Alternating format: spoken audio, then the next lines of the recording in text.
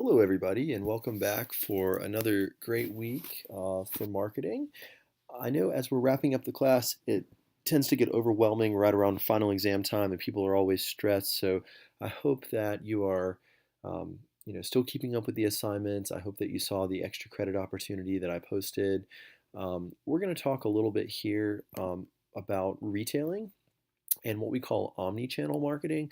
I think this chapter will be really relevant for a lot of you guys who probably already work in retail, or maybe if you don't work in retail, you know someone who does, hopefully. So this should be a very light chapter, we'll say, and I think you'll find it to be rather interesting with some of the things we're going to talk about. So let's plunge right in. Um, Obviously, retailing is defined as the set of business activities that add value to products and services sold to consumers for their personal or family use. That being said, we're all familiar with what retailing means. This can be fast food, hotel, airline, shopping, okay, any of these retail activities. They can be services or products. They can be products that are bought online, in the store, through catalogs, so on and so forth. What I think is really surprising to a lot of students is that manufacturers no longer rule the supply chain the same way that they once did. It's more so the retailers that actually dictate what supplies are made, how they're configured, when they're delivered, and even to some degree what it should cost. So I think you'll find this to be pretty interesting. There are some factors we look at as we start to establish relationships with retailers, and there's four different kind of factors here. We're going to go through each one individually, obviously, starting with choosing retailing partners. Okay, so as we choose a retail partner, there are four things we're kind of looking for here. Okay, we care about the channel structure. We care about where, in particular, the target customer expects to find the product. We care about distribution intensity and also the characteristics of those channel members. So those are the things that we're going to be looking at here. So starting with the channel structure, we we care about the channel structure because we talked a little bit last week about vertical integration among our suppliers, and that's a term that you're going to see come up again this week. So we're looking at that vertical integration, or again, that degree to which the manufacturer has a strong brand or is otherwise desirable in the market. And then we're also looking at the relative power of the manufacturer and the retailer. So a couple of things here. An example of this, we talked last week about Home Depot and Stanley Tools. Okay, so those were two firms that were vertically integrated with one another because Stanley Tools were sold at Home Depot. So we care a little bit about those relationships among suppliers and retailers. Okay, we also care about customers' expectations. And when I say this, I'm referring mostly to, again, we are on the place aspect of marketing, but I'm referring to where in the target market these customers expect to find a product. So we're going to talk a little bit this week about Coach. And when you think about Coach, a lot of times you think about women's purses, right? Well, Coach also has men's products as well. And if you're looking for a Coach men's wallet or briefcase or whatever it might be, you probably don't think to look at Walmart, right? Generally speaking, these Coach men's wallets are not available at Walmart. They're usually at Dillard's or Neiman Marcus, sometimes Marshall's, maybe even a Coach store if you have one of those in your area. So you're probably looking more specifically for those types of things at those specific retailers, okay? Um, you also might look at competitors like Cole Haan, for example. They sell a lot of shoes, and they're probably also going to be at Dillard's or Neiman Marcus. You're also probably not going to find these at Walmart. So, as a manufacturer, as a retailer, it's important to know which retailers might carry your product, okay, based on the type of product, the quality, the price, all those things. So, this is something important to understand those consumer expectations.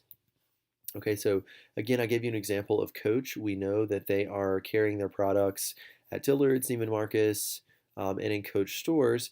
When we surveyed male customers, we found out that they expected for products to be in these four places: at Saks Fifth Avenue, at Dillard's, Neiman Marcus, and Coach stores themselves. Okay, Coach products are actually carried at Marshalls as well. But that wasn't one of the places of our customers' expectations. That wasn't where they would have gone thinking, oh gosh, I'm going to buy a new wallet today. They didn't get in the car and drive to Marshall's. They went to one of these four other stores. Well, it's a problem because Saks Fifth Avenue did not carry the Coach product. So in our survey, when we found out that these male customers wanted to purchase Coach products and they thought that Saks Fifth Avenue might be a place where um, they could find that product, as from our standpoint here, we might decide that we want to drop Marshalls as a retailer. We might not want to send our products anymore to Marshalls if we're Coach, right? We might decide that we want to send them to Saks Fifth Avenue instead, so that those products will be there just so we can better fit our customers' expectations. Okay, so when we're choosing our retail partners, when we're picking out these retailers, customer expectations are very important, something to consider obviously here. Um, Okay, and I put another example on here for you. Um, our customers generally expect to find certain products at certain stores, but not at others. So if you're looking at buying a North Face jacket, you're probably going to go to Dick's or a store like that. You're probably not going to go to Walmart or the Dollar General to buy your North Face jacket, right? So meeting these customer expectations, keeping these things in mind as we're selecting our retail partners is very important. Okay, we also care about the channel member characteristics. And generally speaking, the larger and the more sophisticated the channel member, the less likely it is that they're going to be using a lot of intermediaries.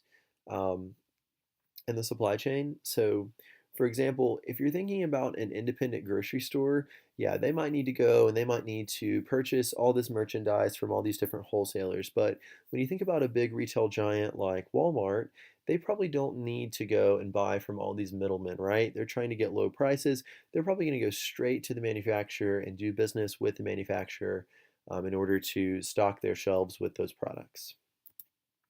So I think that's pretty simple to understand. The last thing that we look at when we're choosing our retail partners is distribution intensity.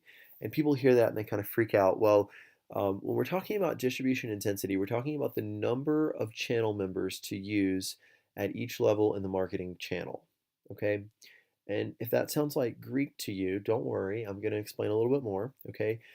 There's a couple different levels of distribution intensity that we're looking at. We're looking at intensive distribution, exclusive distribution, and selective distribution. Those are the three different levels of distribution intensity.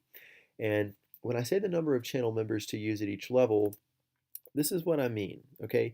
So when you think about intensive distribution and that strategy, think about what the word intense means. If somebody's really intense, they're like all over the place, right? They're always talking there.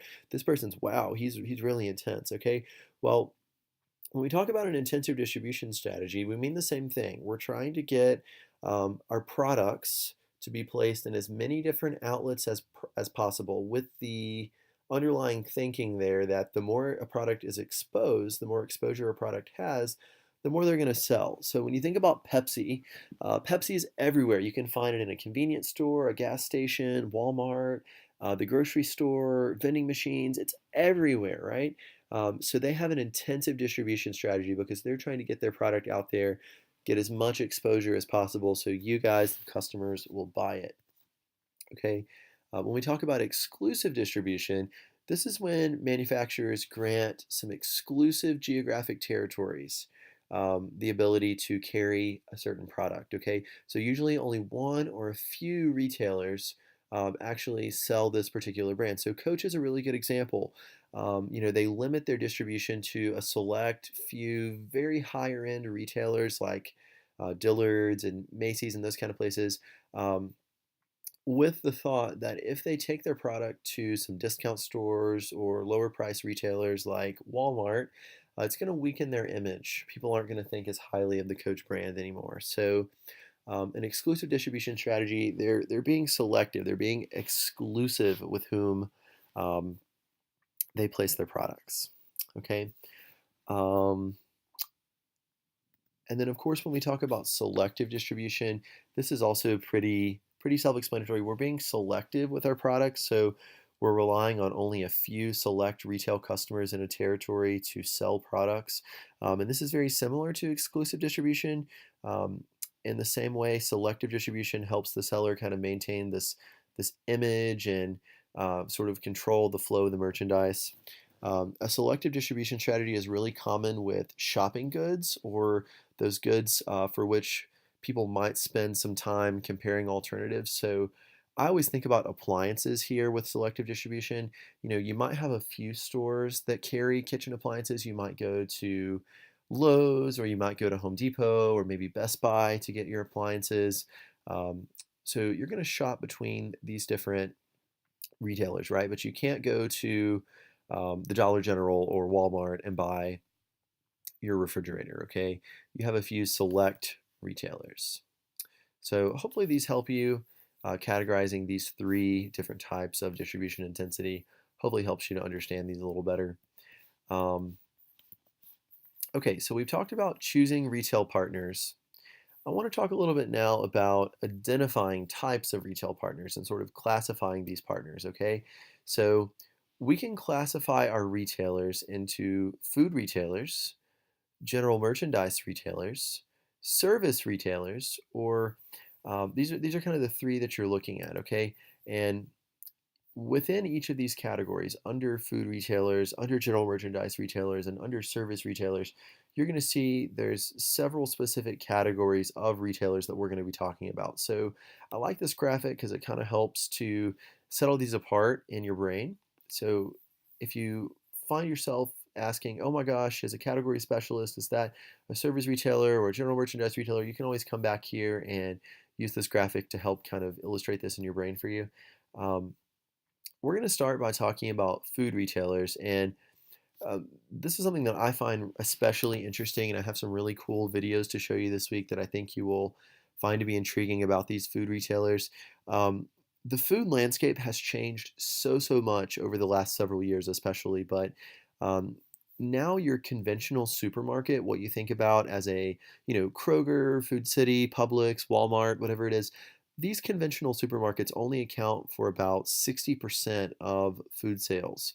They're kind of declining in recent years, and as a result, a lot of these traditional supermarkets are now trying to do other things to enhance their business. And we're going to talk about this a little later, but uh, I'm a Kroger shopper, so I'm going to use Kroger a lot as an example as I'm talking here. But whatever your food retailer of choice may be, Kroger, Food City, Publix, whatever, you can probably bet that they maybe have a pharmacy or some kind of bank or banking abilities there. Maybe they have a little cafe where you can go and eat. A lot of food retailers are taking on some of these additional services, these additional responsibilities to help improve their sales. Only about 60% of most of these businesses derive their income from food sales. So that's sort of interesting to think about. And you're going to find out why here in just a little bit and why this food landscape is changing. Okay, first I want to talk about a conventional supermarket. The definition that your book gives is a large self-service food store offering groceries, meat, produce, and some other non-food items like health and beauty aids, general merchandise. These are your Walmarts, Publix, Kroger, Food City, so on and so forth.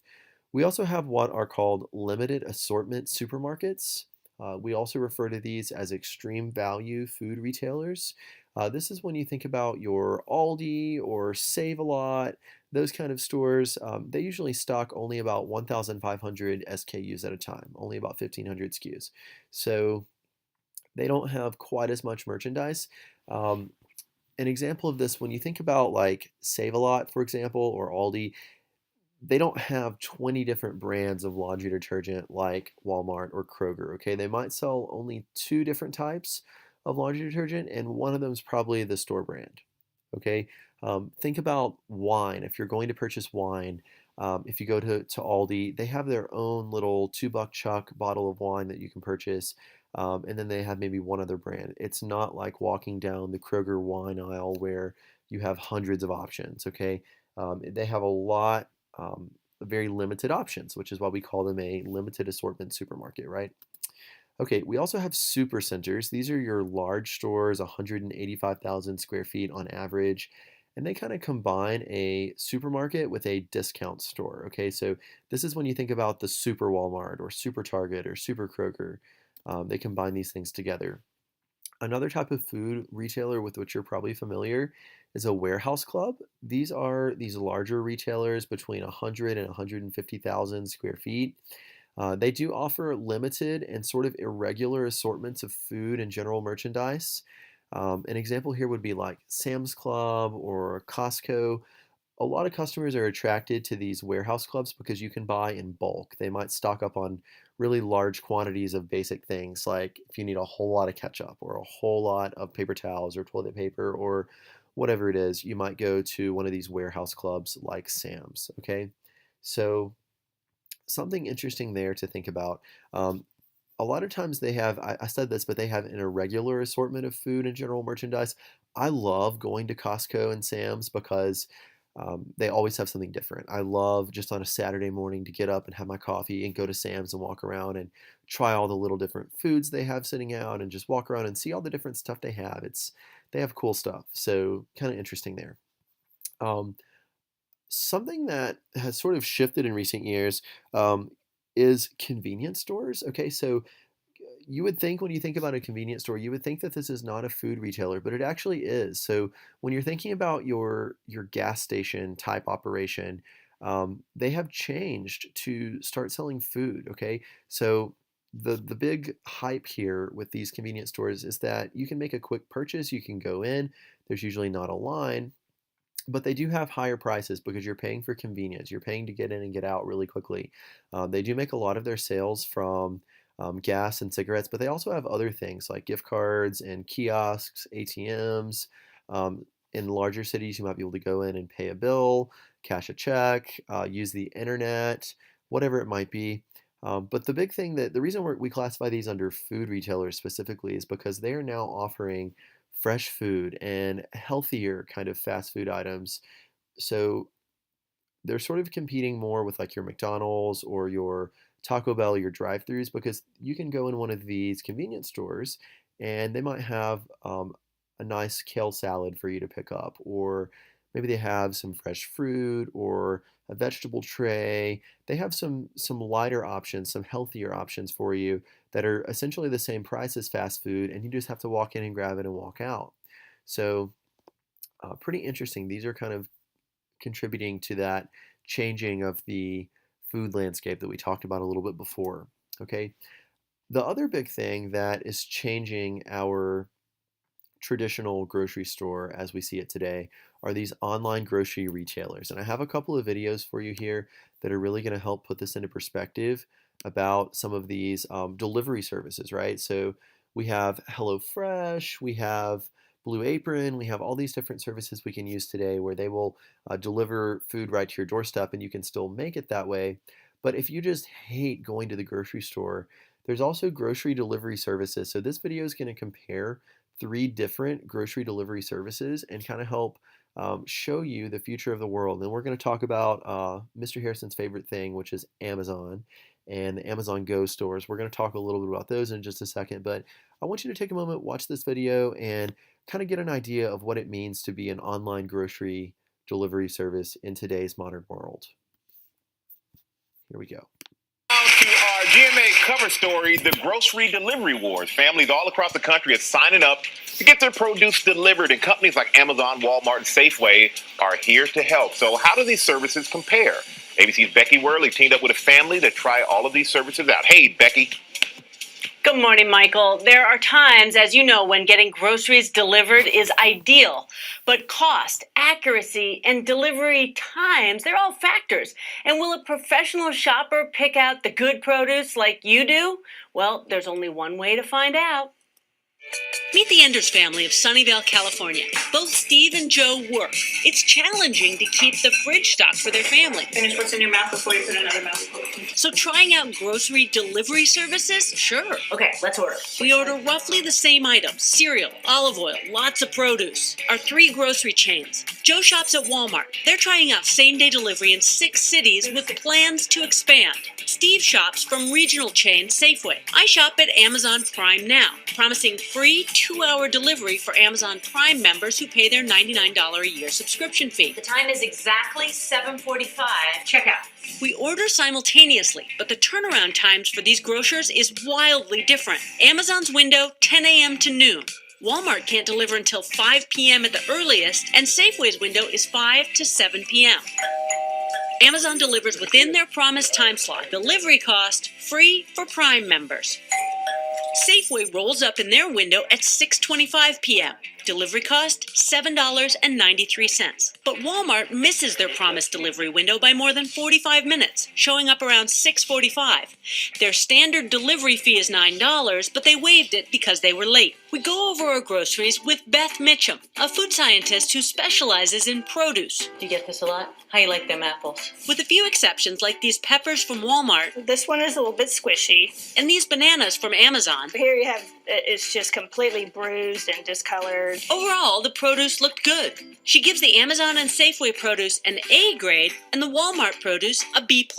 Overall, I'm pretty impressed with this. But unpacking the bags highlights some omissions. The Amazon order was complete, but both Safeway and Walmart were missing 2 items. Safeway notified us at delivery and didn't charge us for them, but Walmart didn't tell us until 2 days later when we reached out to them, but we weren't charged for the items. While we only tried this service once, on delivery times alone, our expert says Walmart and Safeway have a lot to work on if they were trying to compete with Amazon. all the delivery services we tried say they offer full refunds or credit if you're dissatisfied with or don't receive any product. And we experienced that with all 3. In fact, Walmart gave us a larger quantity of cereal for the same price, and Safeway didn't charge us for these grapes. Walmart says their late delivery and omissions are not indicative of the overall program, which they say consistently receives rave reviews. So speed, cost, accuracy, and quality. Lots to weigh up for our family. I would probably have gone with Amazon. It was super convenient, and the produce seemed to be better quality than I had expected. And as for the concept of grocery delivery, would you rather go to the grocery store with your parents for an hour or stay home and do what you want? Stay home and do it with me. I thought so. I bet you're thinking, Okay, so we're going to stop here. I think that you've seen enough to understand sort of the concept and how this is sort of changing the grocery delivery dynamic. I do have one more video for you. It is intended to be slightly humorous, but what you're seeing here is very true. These stores do exist, and they are coming to our area, hopefully soon one day. I'll be very excited. You'll think back and think, oh my gosh, Mr. Harrison, this Amazon guy, he just can't wait for drone delivery and the Amazon Go stores, okay? But I want you to take a moment and enjoy this video. Okay, so picture this. Your SO's got a feminine hygiene emergency and cannot leave the house to get her own bio-waste management products. So, it's on you. But you do not feel like going to the local grocery store and listening to the cashier making that stale joke about your Aunt Flo. So what's the solution? Well, for us, it was to get in the car, drive 2.5 hours down to Seattle, and visit the Amazon Go pilot location, the world's only retail store where you do not have to have any human interaction whatsoever. You just grab what you want, put it in your bag, and leave. But what's the experience like? Well, we're gonna tell you after we tell you about TunnelBear, the easy-to-use VPN that makes the internet a more open place, giving everyone access to the same content. Check them out at tunnelbear.com/LTT. We'll have that linked below.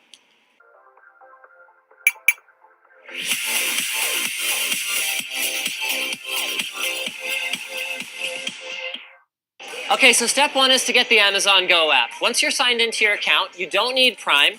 This QR code right here allows you to scan in any guests that are with you, though do note that anything they take will be charged to your account, and then enter the store. You can't get in without your phone, but Amazon says that handy-dandy Amazon staff members will be on hand with charging banks if for whatever reason you need to juice up before you go in. So let's try it. Woo! I'm in. Okay, we're inside, so it kind of looks like a regular grocery store. So how does it work? Amazon isn't being too specific about the details, but we do know a few things. One is that the place is absolutely peppered with cameras. See those black boxes up there? There are literally hundreds of cameras inside what is only an 1,800 square foot store. According to one article I read, they are designed to read camera-friendly codes that are printed out on each of the items, but these just look like regular UPC codes, so I'm actually not sure about that. What we do know is that while it was present in the original patent filing, RFID technology is not being used, and we also know that they are using computer vision algorithms in order to understand what you're picking up, and they're also assisting this technology with additional sensors, like, for example, weight sensors in the shelves themselves, pressure sensors, and load cells. Each of those components together increases Amazon's confidence in what exactly it is that you have picked up and put in your bag or your pocket or whatever the case may be. So in terms of product mix and pricing, it's not like a giant grocery store. Like, you can't even buy a full gallon of milk or anything like that. But, I mean, it's pretty competitive with what you'd expect from, like, a neighborhood grocer or like a corner store. Like, this curried chicken wrap is $6. Whoa, this is interesting. So these food items, these are marked with those camera recognizable codes that I was talking about before. Because I guess, you know, if it doesn't come in a package, it's a lot harder to tell the difference between curried chicken wrap and tuna wrap. Ooh, BKLT wrap. Does this have kale in it? You guys are killing me here. Bacon, kale, lettuce, tomato wrap. I mean, if I'm gonna have like the trendy Seattle experience, I gotta have the wrap with the kale in it. What do you want, Dennis? Yeah, rice. Well, I don't know, man. I don't know what to tell you. They have barbecue chicken with potatoes. Okay, then just get it. Try this. I tell you, man, this is like weird stuff. Cause like normally, sitting in a store, putting stuff in your backpack, like, here, let's get something to drink too. Dennis, what do you want? You want a Snapple? I'm getting Snapple, They have, so... like, Amazon brand drinks? Amazon brand drinks? I don't think so. No, I don't think so. Sorry, you're gonna have to have the only like 98% Amazon experience here. Coconut water. Harmless coconut water? Do you want the harmful one or the harmless one? You want the harmful one? What does that mean? Well, this one's harmless. I don't... just, Okay, get you want that. this one? Get that, yeah. like, I feel like someone's gonna come tackle me. Okay, so we got all our snacks. Now we've got to get what we actually came here for. We can choose between the Always Infinity and the Tampax Pearl. Let's go with the Always right here. But with a twist, I have a challenge for their system. I want to see how it handles me putting this down in the wrong place and then picking it back up. All right, thank you. Yeah, cool. Let's say I'm shopping for some alcohol and I kind of go, do I really want this? Not sure. I want to see how it handles it. Yep. Okay, you know what? I actually don't want some alcohol after all, but if I come back without these, I'm going to get in all sorts of trouble, so let's head for the exit. Like, my reflex as I'm walking towards the exit is like, okay, I got to get ready to take off my bag and take my stuff out and put it on the thing. So theoretically now, as I walk through what they're calling the transition area, Amazon is going to do a small transaction on my credit card, $1, just to validate that it's working. Then they're going to build a balance of it once they've totaled up everything that I took. Bear in mind, guys, that if you overdraw your credit card, that's on you to deal with any kind of penalties or fees that are associated with that. So, here it is. Hey, there we go. Nice, get up and go. Your trip time was 26 minutes and 27 seconds. Your receipt is ready. Check this out. So Amazon is actually so confident in their system that they've built in a feature where if for whatever reason you're charged for something that you didn't take, you can actually just remove it. And crazily enough, they're using the honor system, which, if you think about it, actually isn't that crazy. Because it's tied into your Prime account, which is tied into your credit card, Amazon can use machine learning, not to mention just common sense, in order to figure out if people are abusing the system. Okay, so let's see how we did. Boom, got it. However that's pronounced. Got it. Bacon, kale, lettuce, and tomato wrap. Diet Snapple iced tea. Raspberry. Oh, diet. And coconut water. Nailed it. Okay, so it got everything, but how does the system handle an item that was accidentally not charged? Because, I mean, nothing's perfect. Well, Amazon's so confident in their system, and seemingly rightly so, that they have actually apparently told another news outlet that managed to walk out with a yogurt they didn't pay for, you know what, go ahead, keep it. The yogurt's on us. Because they seem to believe that the system is so accurate that even with those occasional misfires, they're still going to make up for the cost of cashiers, plainclothes, loss prevention, security people, and, well, just the normal shoplifting that retailers refer to as shrink.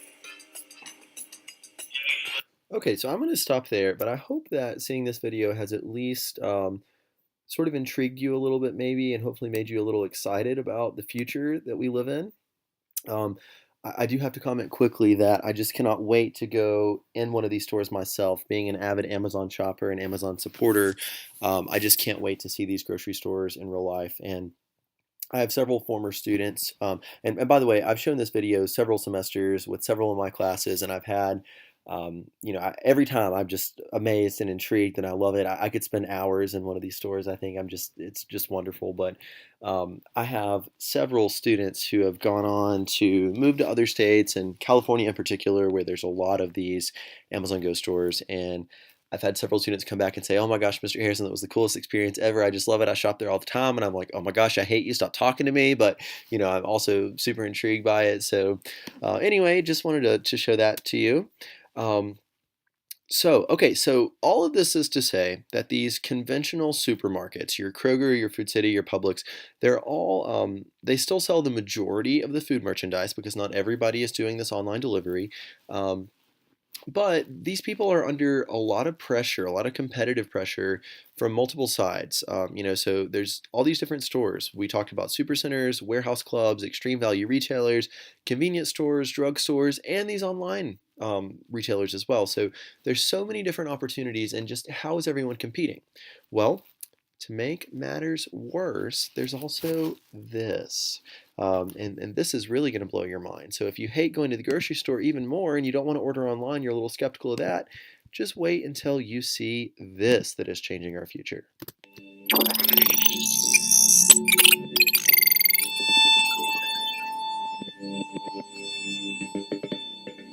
By the way, this is what your discussion board for the week is about, just in case you're interested. So make sure you pay attention to this.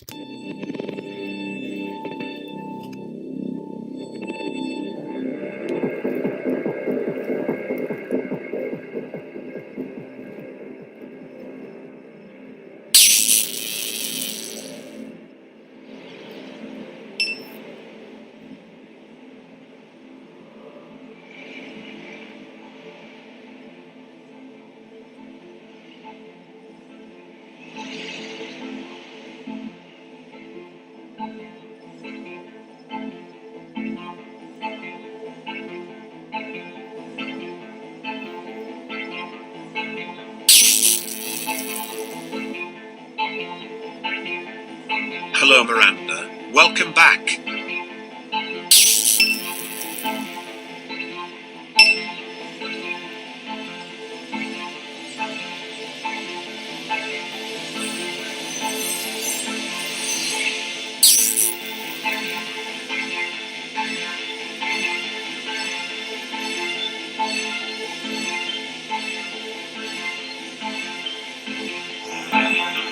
Okay, so I hope you're as impressed by this as I am. So the thought here is that you can go to this Mart, you can summon it to drive up to your house, you can go in and look at all these things. They're little boxes, a lot of them have real items, some don't. Look at what you want, scan it with the app on your phone, and as you walk out, your card is charged, the little thing on the back of the Mart spits out your items, and boom, you are on your way. It comes right to your door. Um, you saw, this is currently being beta tested in China at the time this video was made. These are very popular now in Shanghai. I do have some former students who saw this video in my class, and then now they've gone on and they're doing international travel. They've been to Shanghai. They actually got to use one of these things. It's like the coolest thing ever. So definitely is changing our world.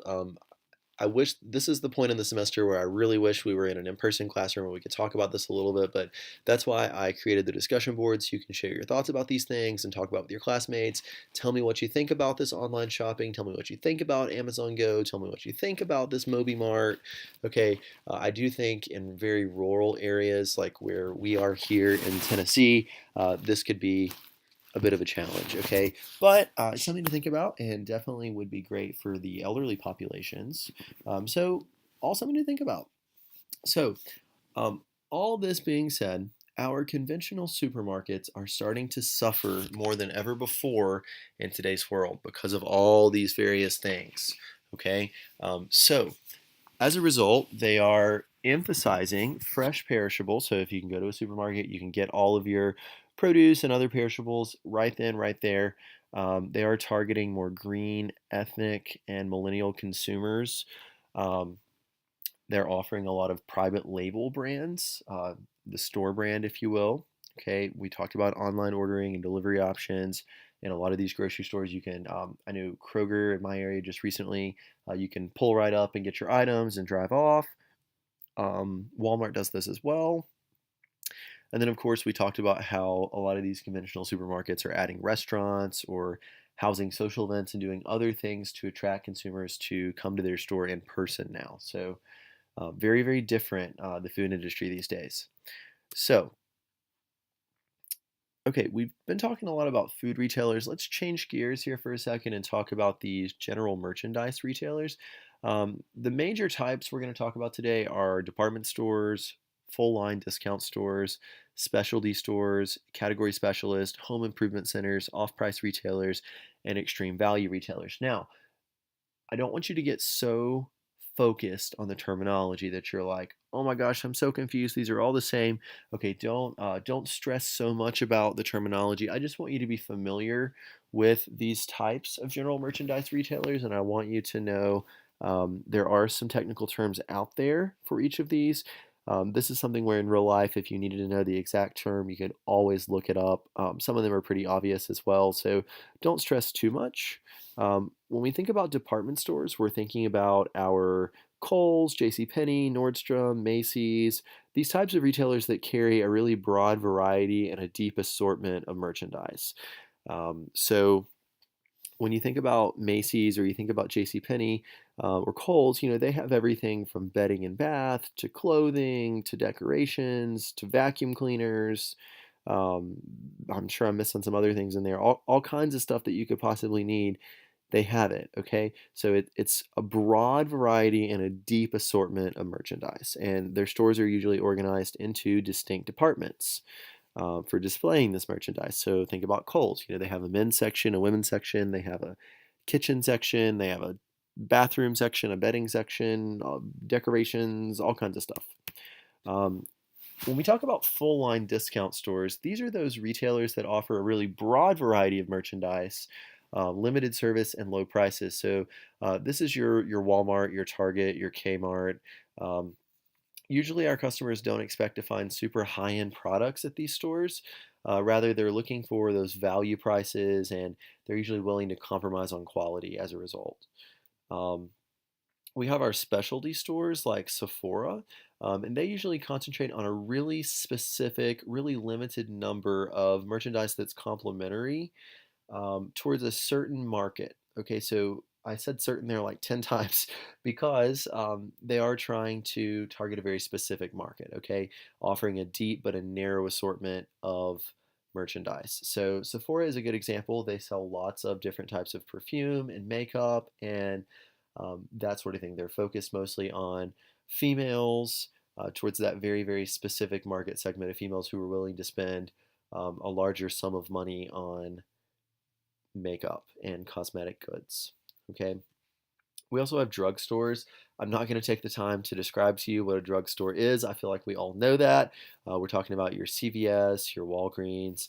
You do need to know that they are trying to compete better with a lot of the increased competition. They've had to kind of step up their game. So they're trying to offer a wider assortment of merchandise. They're trying to offer frequently purchased food items, drive-through windows, curbside pickup, medical clinics.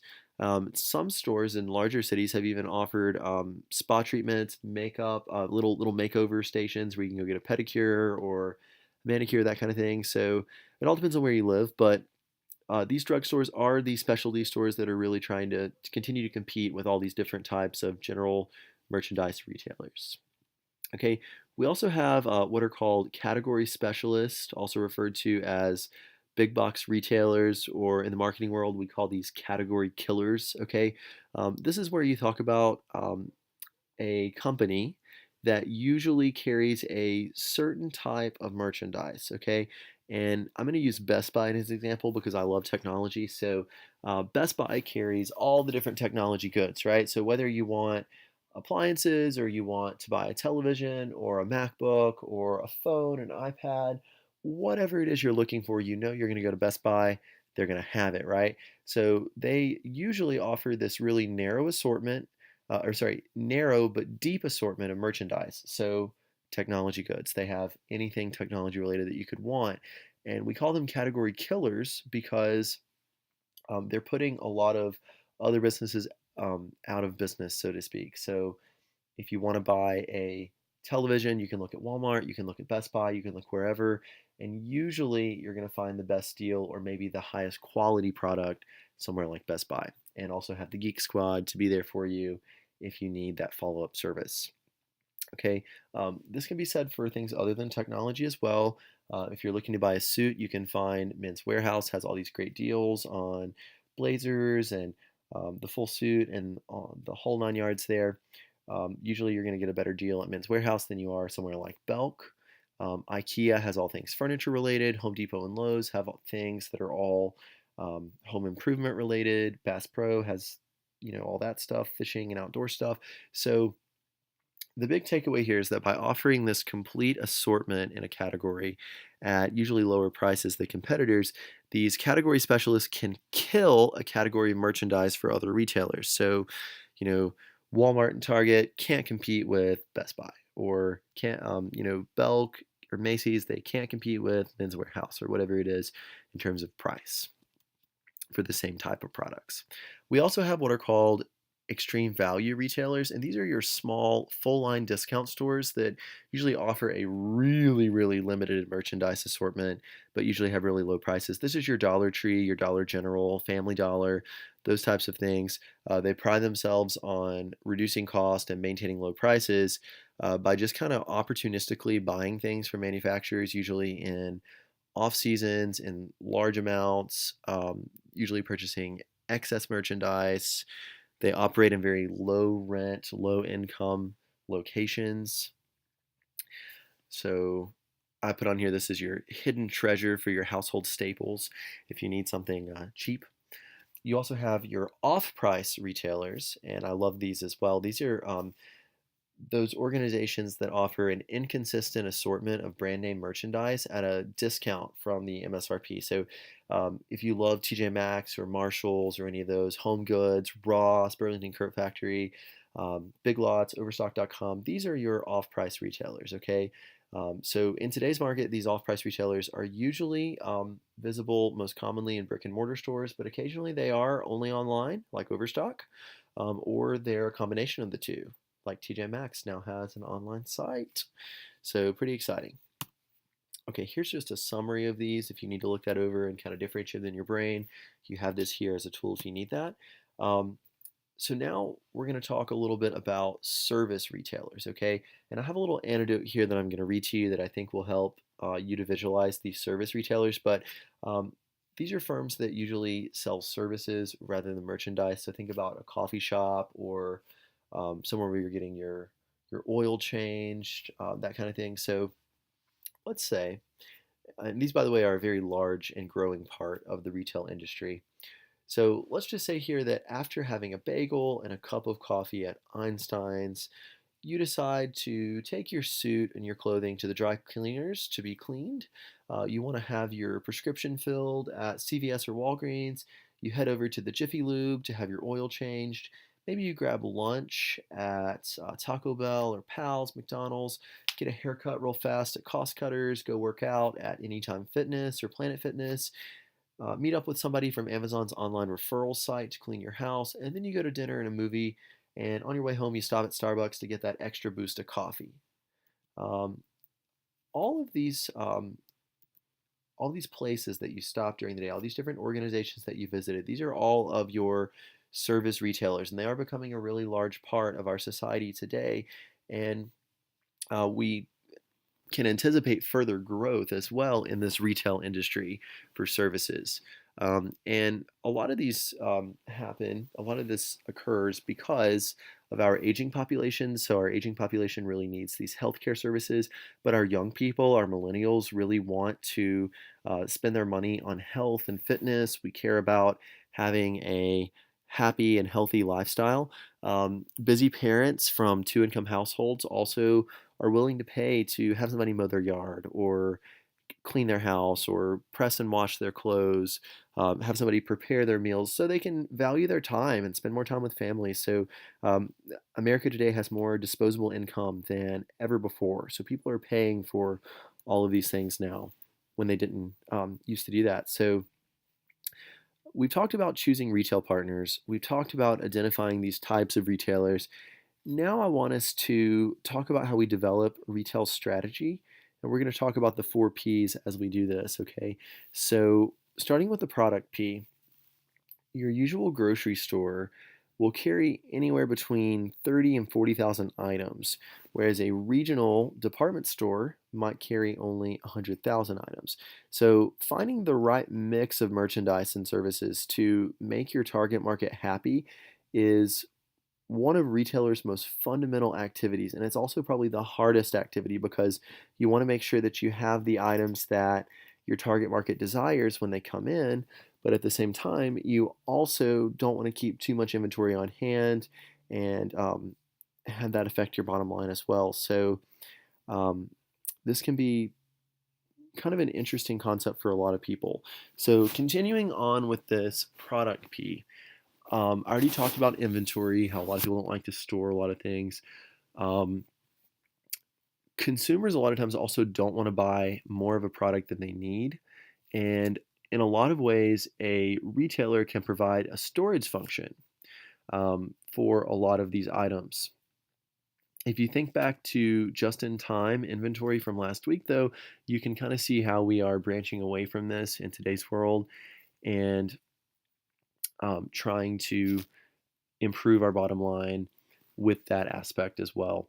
So something else to mention here, something that a lot of retailers are doing to help differentiate themselves from other competitors is using private label or store brands. This is one way that a retailer can kind of differentiate itself from others. So all these things are things to consider, right? The inventory, having the right mix of products in your store, and these private label brands. We're also going to talk about price a little bit here, and I kind of hit on this earlier, but as a retailer, you have to be thinking about the types of consumers that shop at your store, that specific target market, and you want to make sure that you um, are carrying products that match that target group. Okay, so if you're looking for a designer briefcase, or maybe a Coach for Men briefcase, um, you probably wouldn't expect to find that at somewhere like JCPenney for 600 bucks, okay? But if you found that exact same briefcase at Neiman Marcus for 600 bucks, you might question its quality. You might start looking, oh, is this really going to be high quality? Is it genuine leather? Blah, blah, blah. So you have to be thinking about the price of your products that you are taking in. So obviously, both the manufacturer and the retailer do need to make a profit, but considering what the customer of your store is willing and might expect to pay is important here. And okay, I think we've talked about a lot of this. As we move on to the promotion P part of developing a retail strategy here, We have what's called m-commerce, and we're going to talk more about this in chapter 3 when we look into social media. So I'm not going to go into a ton of detail here, but m-commerce or mobile commerce is something that is becoming a greater part of our society today. This is where essentially a consumer just purchases a product through a mobile app. Okay.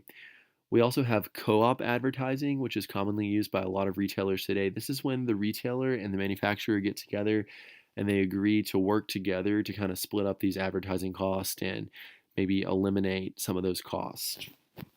And it's great because this coordinated effort kind of helps guarantee that the customer receives a cohesive message and that both entities are maintaining the images that they want. So it is a good thing with co-op advertising. Something else of the promotion P, we see a lot of opportunities for retailers to really define their strategy. For some people, this is through a coupon or maybe an in-store and online discount. For other people, maybe it's a buy one, get one offer. Maybe it's a pop display, a point of purchase display, like an end cap or something in an aisle where they can place items to try to promote those a little bit better, make sure people are aware of those. So these are sort of those subtler forms of promotion that help to facilitate shopping that we're looking at as a part of our retail strategy. Something else that people oftentimes forget about when we talk about promotion is the concept of atmospherics. Okay, and this is the atmosphere of your store. This is what people think when they come in. Is it clean? How can we make shopping more fun? Do you have all kinds of displays in the window to entice people to come in? And these are all parts that make up the retail environment, but I'm going to use Bass Pro as an example here. There's a Bass Pro in Lawrenceville, Georgia that actually has a 30,000 gallon aquarium stocked with all these fish so that you can actually try the rods in store. You can do all these casting demonstrations. They have an indoor archery range. They have a climbing wall. Some Bass Pros have a bowling alley and a restaurant inside. So being able to enhance the shopping experience for your consumers, letting them try before they buy, giving them the opportunity to visualize these things and educate them on your products.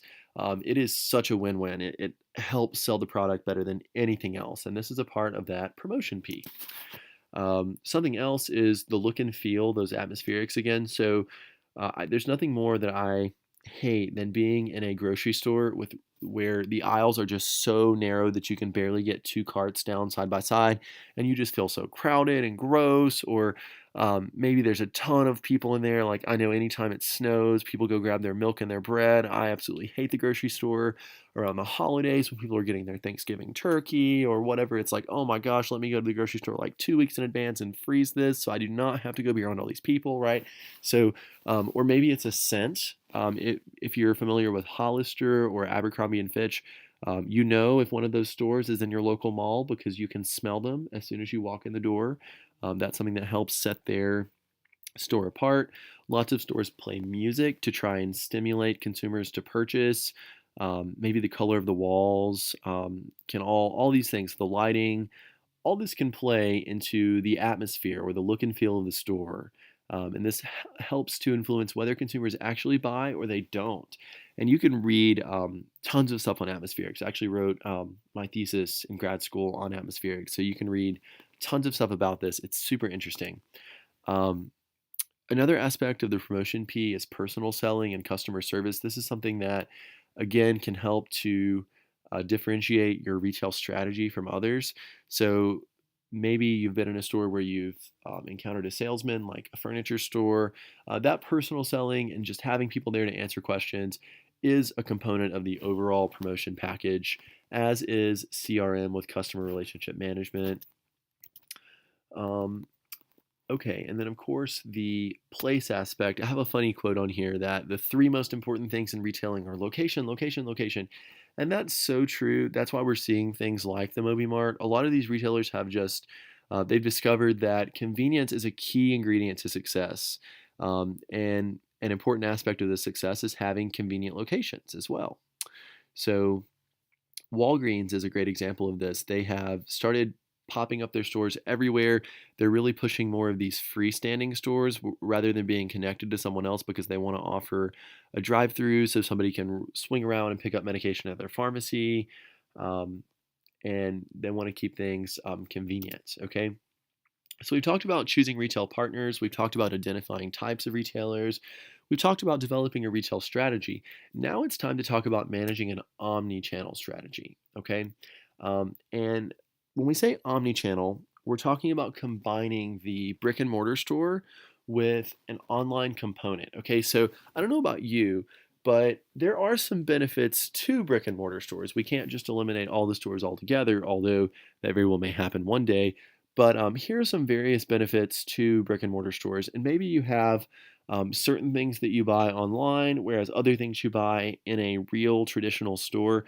Some benefits of brick and mortar stores that you don't necessarily have from an online store would be that instant gratification. You get it right that second. Now, I will argue if you live in a city that has Amazon drone delivery, you get it within 30 minutes, which is pretty close to instant gratification. Okay. But you don't, it's not instant. So the other thing for being in a store, you have that touching and feeling aspect. You can touch things, you can browse the aisles, and there's something to be said about browsing that's a little bit different than flipping next page on your online shopping site. Okay. You also have some personal service. So if you have a question, you can ask someone. Um, Maybe entertainment and social interaction. You have might run into somebody you know. You can see something that's fun. And risk reduction. Okay, so you don't risk the you don't have the problem of ordering something and it looking a little different when you receive it than it did online, or fitting differently, or all those sorts of things.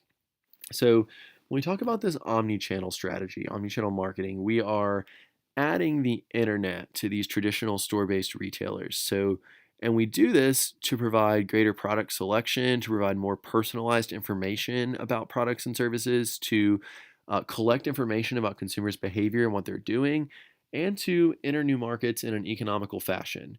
So, as we look at these, I'm going to go through each one of these. When I say a deeper and broader selection, I don't know about you, but I always tend to pick out things where I'm like, man, I really wish they had this in a different blah, blah, blah, different style, different color, different size, different whatever. And I was recently shopping for cookware. I've been demolishing my house and remodeling, and I've gotten injured in the process about every day. I hurt something else. But anyway, all things aside, I'm buying new cookware for my kitchen, and I really wanted some of the green pan ceramic cookware that they sell at Kohl's. They were running a sale on it, and I darted down to the Kingsport Kohl's, and I was like, oh my gosh, I just really want this cookware set, and they only had it available in red, and I was like, oh, I just don't know if I want red cookware. I'd really rather have the stainless steel. It'd be great if you had the ceramic on the top, the stainless steel on the bottom. And like, oh, well, we do. We have it online. It's not available in store, but we have it online. So Kohl's used this omni-channel marketing strategy to provide a deeper, broader selection, okay, because they had all these alternatives available. And it was great for Kohl's because they didn't have to crowd their aisles or increase their cost of inventory by keeping that in the store for this one person like Mr. Harrison who really wanted it. You could just go over to the kiosk and you could punch in what you wanted, and boom, it was at my house in 2 days. It was great. Okay, so this is a great opportunity. Omnichannel marketing can really help to satisfy consumer demands for those less popular styles or colors or sizes or whatever. Okay. Oh, and Staples is a good example of this too. You think about Staples and you think, oh, I'm going to go and I'm going to buy my office supplies or Office Depot or whatever. Well, it turns out Staples is great because they sell other things like soft drinks, cleaning supplies. When I'm ordering things for the office online, I'll, maybe throw some of that stuff on there too, so you can have that and not have to go somewhere else. It's all about creating that one-stop shop and providing a lot of different alternatives to customers. Okay. We also care about personalized customer service. This is an improvement of online shopping in recent years. If you were buying something online that was only sold online and there wasn't a store, you could always go in the store if there was a store and actually look at it and ask questions. But now we have online chats. Okay, so you don't have to read an FAQ page or email someone or call a 1-800 number to get an answer. You can simply do an online chat and get instant answers to what you were looking for. Okay. The other cool thing about omnichannel marketing, and this is super interesting for me because I did part of my master's in social and mobile marketing. So a lot of companies will actually hire people to actually go through and observe your search history and your purchase history on their site. Well, what page did Mr. Harrison come from as he was shopping for North Face jackets? Which jacket did he click on? Why did he not purchase? How long was he on this page? How many times did he come back and look at this page? What else has he bought from our company? Okay, and they use this to make recommendations to different clients online. So some people feel that this is a little bit of a privacy concern, but it is interesting and it is part of our future of marketing. Okay, so the big to do about omnichannel marketing is that it gives us an expanded market presence. Okay, it allows us to kind of branch out. So when you think about a store like IKEA or Nordstrom, I don't know about you guys, if you've never been to an IKEA, it will change your life. You need to go. IKEA is like a giant furniture store where they sell everything you could possibly need, plates and furniture and lamps and rugs and all kinds of cool stuff. They have restaurants inside. They're so cool. Go to the IKEA in Charlotte, North Carolina, take a look around. But the really great part about this omnichannel strategy is that you can go to IKEA and have that awesome experience in person. But if you don't want to drive several hours to Charlotte, you can go online now. If they only had a couple of stores in a couple parts of the country, you wouldn't want to drive that vast distance to buy something. So having this seamless online transaction helps us to integrate all of these different channels as best as possible. Okay. Okay, so the last thing that I want to tell you is that we've talked about most of these things, guys. The last thing I want to tell you is just a quick comment about the supply chain. As you start to branch out and you start to do this omni-channel marketing, maybe you work for someone like JCPenney. They have catalog sales, they have online sales, and they have their store sales. A lot of times people will try to separate their supply chain and manage all these different things through different channels. But it's best if you can integrate all these operations under one steady organization rather than having separate distribution centers for each of these. It works better if you integrate it all together. It's just a lot more seamless, a lot easier to keep track of things and make sure that, oh my gosh, well, I bought this on the catalog, but it's not online, or oh gosh, I bought it online, but it's not in the store. It's just better if you can integrate it all in the same place, same price, make sure it's all there for consumers. The idea here is just that making the place aspect of marketing a little bit more convenient. You're going to get better business, more customers, that kind of thing. So thank you for your time. Thank you for watching these videos. I hope you are enjoying them. I hope it makes make you feel like you get to know your professor a little bit better, make you feel like you understand the content more, maybe have someone explaining it. You can listen to it on your drive to work. I hope it's working for you. And if there's anything I can do to make your experience better, I hope you will let me know. Have a great day, guys, and I will talk to you soon.